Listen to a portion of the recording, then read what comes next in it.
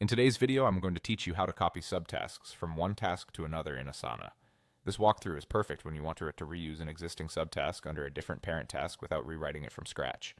We'll sign in, duplicate the subtask, then convert that duplicate into a subtask under the new task, leaving your original intact.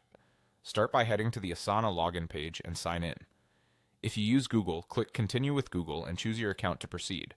Once you're in, open the project that contains the task with the subtasks you want to copy. Find and open the task that currently holds your subtasks. In the task pane, click one of the subtasks you want to copy. This opens the subtask details on the right. Look for the three-dot More Actions menu in the corner and choose Duplicate Task.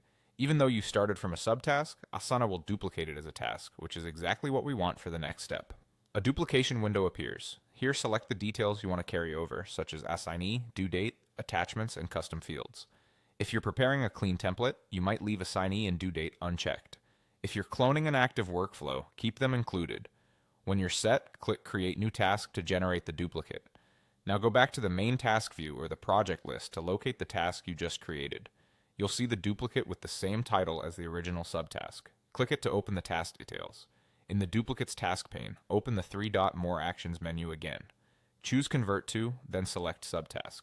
Asana will prompt you to choose the parent task where this should live. Search for or select the destination task, the task that should now contain this copied subtask, and confirm.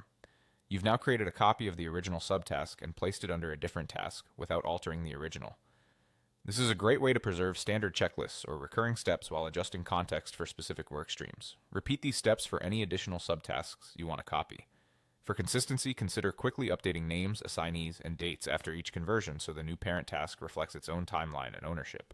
If you're copying several subtasks in a row, it helps to keep both the source task and the destination task open in adjacent panes or tabs to speed up selection.